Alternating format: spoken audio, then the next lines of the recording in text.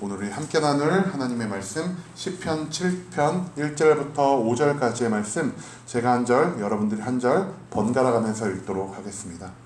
시편 7편 1절의 말씀부터 제가 읽도록 하겠습니다. 여호와 내 하나님이여, 내가 주께 피하오니 나를 쫓아오는 모든 자들에게서 나를 구원하여 내소서. 건져낼 자가 없으면 그들의 사자같이 나를 짚고 뜯을까 하나이다. 여호와여 내 하나님이여, 내가 이런 일을 행하였거나 내 손에 죄악이 있거나 바치는 자를 악으로 갚았거나 내 대적에게서 까닭없이 빼앗았거든. 원수가 나의 영혼을 쫓아잡아 내 생명을 땅에 짓밟게 하고 내 영광을 먼지 속에 살게 하소서. 셀라. 아멘. 네, 오늘 우리 저녁 시간 함께 나눌 하나님의 말씀의 제목은 재판장 앞에 선 의인이라는 제목을 가지고 우리가 한번 이야기를 나눠보도록 하겠습니다.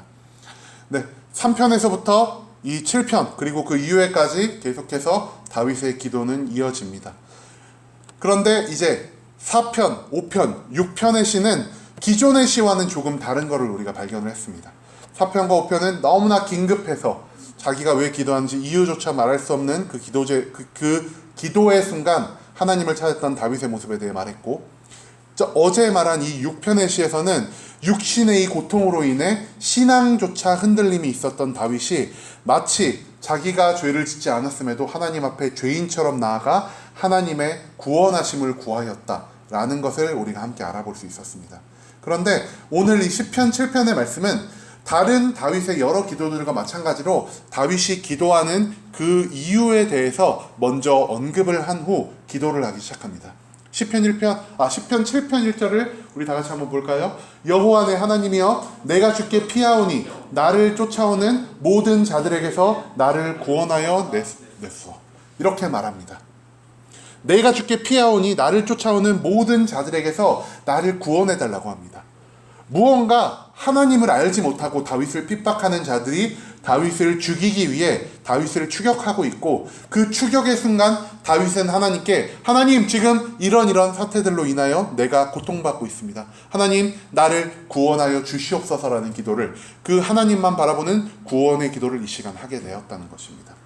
자, 그러면은 과연 어떤 것으로 인해 다윗이 고통받고 있을까요? 그것은 우리가 시편 7편 2절의 말씀을 통해 찾아볼 수 있습니다. 건져낼 자가 없으면 그들이 사자같이 나를 찢고 뜯을까 하나이다 라고 합니다. 여러분, 여기서 무엇같이 찢고 뜯을까 한다 그랬죠? 사자 하면은 어떤 이미지가 떠오르시나요? 강하고 무섭고 맹수, 또 우리들이 자주 쓰는 말이 있죠? 백수의 왕. 여러 짐승들 중에서 사자가 으뜸이다, 이렇게 말할 정도로 사자는 힘과 권능, 강력함의 상징이기도 했습니다. 그런데 다윗을 쫓아오는 이 악한 자들, 그 악한 자들을 다윗이 무엇이라 표현하고 있냐? 사자라고 표현하고 있다는 것이죠. 한마디로 그들은 세상에서 굉장히 강한 권력, 강한 능력, 그리고 강한 군사력 등을 가지고 지금 다윗을 뒤쫓으며 그를 핍박하고 그를 죽이려 하고 있음을 우리가 이 다윗의 고백을 통해 발견할 수 있습니다. 또한 다윗이 그들을 이렇게 표현하는데요, 건져낼 자가 없으면이라는 표현을 합니다. 다윗은 세상에서 어떤 도움도 구할 수 없습니다. 다윗에게 구원을 주시고 다윗을 오직 이 상황 속에서 건져내실 분은 하나님밖에 없음을 다윗은 알고 있었기 때문에 시편 7편 1편에서도 가장 먼저 하나님의 이름을 부르며 그에게만 구원을 구하고 있다는 걸 우리가 발견할 수 있었습니다. 그런데 이 악인들이 어떤 사람입니까?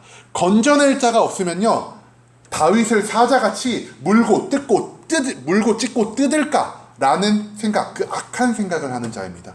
한마디로 이 악인들이 어떤 사람이냐? 하나님을 알지 못하는 자라는 것이죠.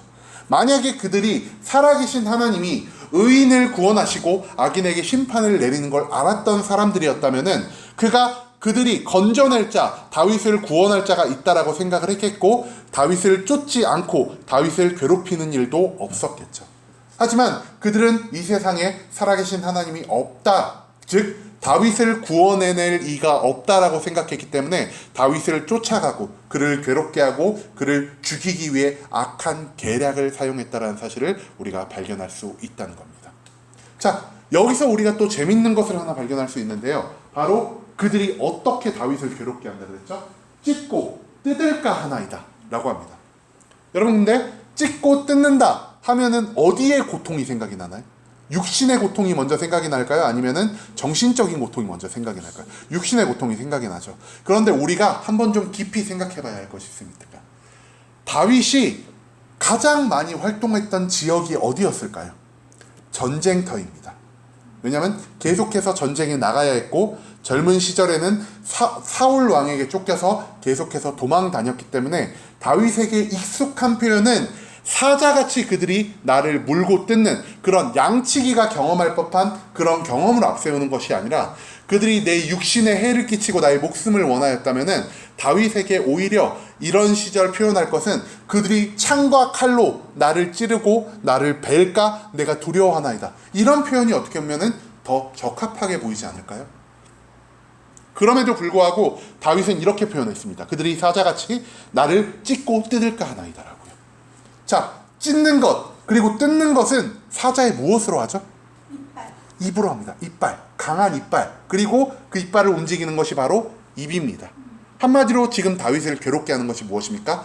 악한 자들의 입, 그 입, 말, 그 말이 자기를 괴롭게 하고 자기를 죽을 만큼 힘들게 하고 있다는 것을 다윗은 은유적으로 표현하고 있다는 것이죠.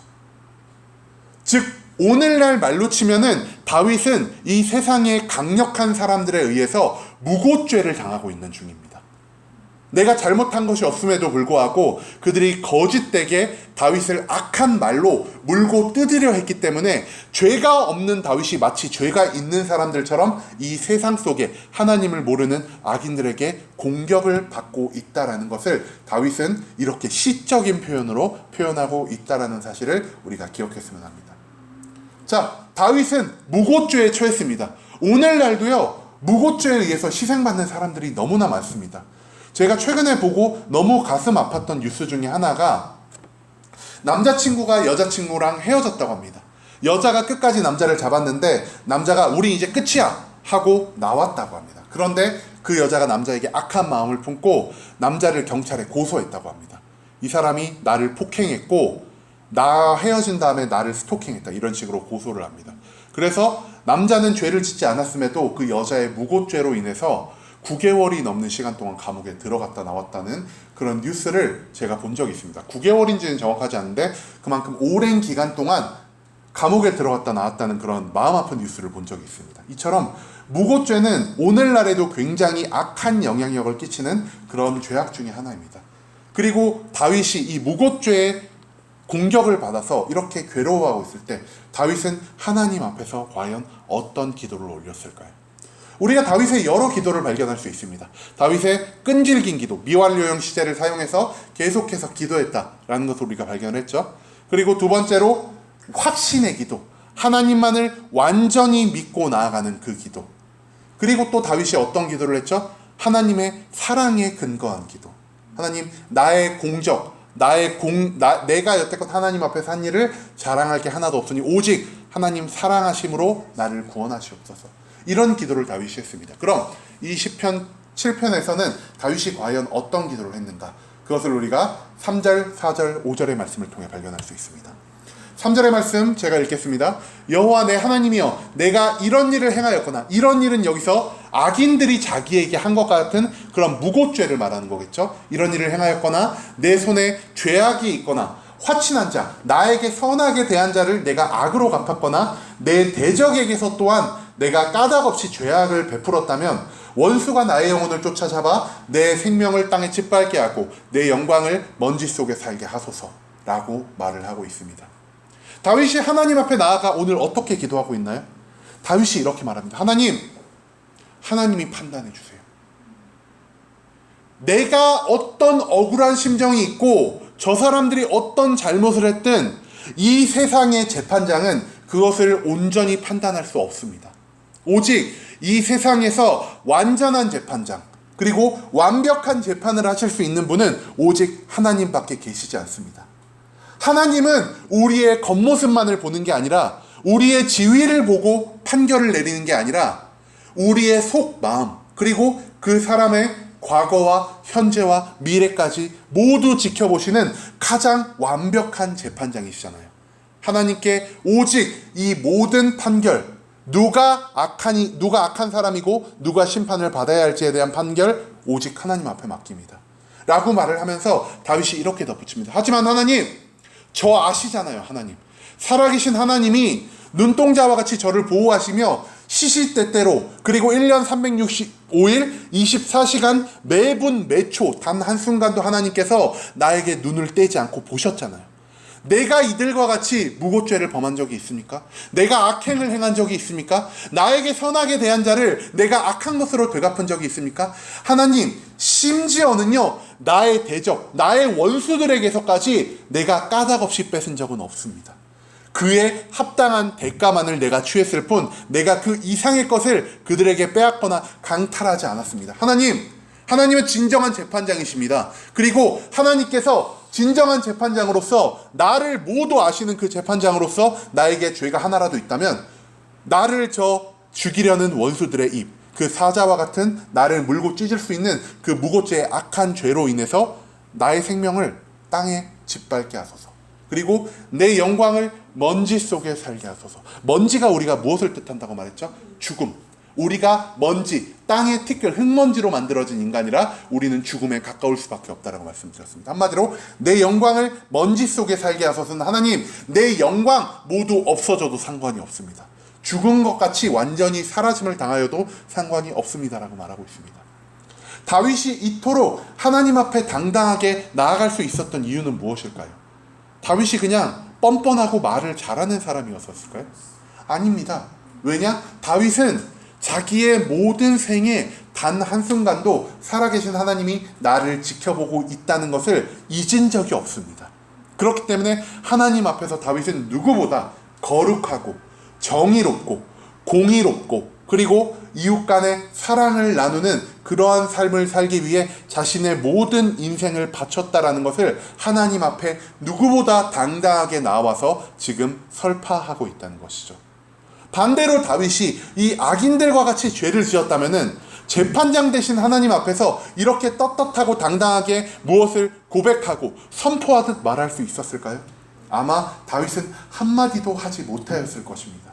왜냐? 아까도 말씀드렸지만 하나님은 인간의 외모, 인간이 가진 권력, 인간이 가진 부를 보시는 게 아니라 그의 진정한 속마음, 그의 과거, 그의 현재, 그의 미래까지 모든 것을 아울러서 보고 그 사람의 모든 인생을 판단할 수 있는 분이기 때문에 다윗이 진정 하나님 앞에서 의로운 삶을 살지 않았다면 다윗은 하나님 앞에 나와 이렇게 당당하게 말할 수 없을 것이란 겁니다. 여러분, 오늘 이 기도의 자리에서 우리가 다윗을 통해 배워야 할 것이 무엇입니까? 바로 이 다윗의 당당함. 재판장 되신 하나님 앞에서 우리가 과연 다윗처럼 당당하게 이렇게 고백할 수 있을까라는 사실을 우리가 한번 생각해 봤으면 합니다. 악인이 나를 괴롭게 할 때, 악인이 내가 짓지 않은 죄로 나를 괴롭게 하는 그 억울하고 분통 터지는 상황에서 다윗은 오히려 세상의 법정을 찾지 않고 하나님 앞에만 나와 하나님, 당신이 재판장이십니다. 나를 보시고 나의 대적들을 보시고 하나님만이 온전히 판단하시길 소망합니다라고 말합니다. 그리고 다윗은 스스로에게 저주를 부여할 정도로 자신이 살아온 길에 단 한 점 부끄러움이 없는 삶을 살았다는 것 우리가 발견할 수 있습니다. 내 생명을 땅에 짓밟게 하고 내 영광을 먼지 속에 살게 하소서. 다윗은 스스로를 저주하는 기도를 합니다. 하나님, 내가 만약에 그럼에도 불구하고 하나님께 죄를 지었다면 나를 죽여주시옵소서. 나의 모든 영광, 나의 그 모든 명성을 땅바닥에 내던져 버려주시옵소서. 이렇게 당당하게 기도할 수 있었던 그 근원은 다윗이 살아계신 하나님을 내 삶 가운데서 온전히 느끼는 자였고, 그 살아계신 하나님이 언제나 나를 지켜보시고 나와 함께 하신다는 사실, 그 사실을 인지해 죄악에서 매일매일 멀어지려 하는 그러한 삶을 살았기 때문입니다. 마지막으로 우리가 시편 7편 1절의 말씀 다 같이 살펴보면서 우리가 말씀을 마무리할까 합니다. 시편 7편 1절, 여기서 우리가 발견할 수 있는 다윗 기도에 집중해야 할 부분이 있습니다. 바로 여호와 내 하나님이여 내가 주께 피하오니. 다윗이 기도하는데 앞서서요, 여태껏 이것을 따로따로 사용했습니다. 여호와여 나를 구원하소서, 하나님이여 내게 은혜를 베푸소서. 이렇게 따로따로 사용했는데 다윗은요 이 무고죄, 이 억울한 순간 누구보다 세상을 의지하지 않고 하나님만을 의지했다는 것을 우리가 이 세 가지 단어를 통해 발견할 수 있습니다. 여호와 내 하나님이여 내가 주께 피하오니. 여호와 하나님 주, 이 세 가지 표현을 동시에 사용하고 연속해서 사용할 만큼 다윗은 오직 하나님만 의지하고 하나님만을 바라보고 있었다는 것입니다. 우리들은 세상에서 언제나 죄악을 짓고 살아갑니다. 그리고 우리가 죄를 짓는 대부분의 이유는 살아계신 하나님이 나를 지켜보지 않으실 거라고 생각해서, 내가 나의 그 얄팍한 지혜로 하나님의 눈을 속일 수 있을 거라고 생각하는 그 마음이 나를 매일매일의 죄악의 길에 빠뜨리게 만듭니다. 하지만 다윗은 그렇지 않았습니다. 자신의 삶에서 언제나 하나님이 함께함을 느끼고 그 하나님이 나를 놓치지 않고 지켜보시기에 다윗은 하나님 앞에서 언제나 거룩과 사랑의 삶을 살아야 했습니다. 거룩과 사랑에 사는 삶을 살아가는 것은 너무나 어렵습니다. 하지만 이 위기의 순간 다윗이 하나님 앞에 당당하게 하나님 재판해 주세요 라고 외칠 수 있는 그 근원이 바로 다윗이 자기가 불편을 감수하면서 자기가 내가 할 수 있는 것들을 희생하면서까지 하나님 앞에서 유지해온 그 거룩과 사랑의 삶, 하나님 앞에서 떳떳한 의로운 삶이라는 것을 우리가 반드시 기억하길 소망합니다. 그리고 또한 우리도 다윗처럼 이렇게 고난의 순간이 다가왔을 때 심판장 대신, 재판관 대신 하나님만을 의지하며 그 하나님 앞에 섰을 때 내가 악인과 똑같은 취급을 받지 않길 소망합니다. 그렇기 때문에 우리가 오늘도 하나님께 더욱 말씀과 기도로 나아가길 소망합니다. 매일매일 말씀이 없고 매일매일 내 삶에 기도가 없으면은 내가 어떻게 살아계신 하나님을 매 순간 체험하며 매일매일 체험하며 살아갈 수 있겠습니까?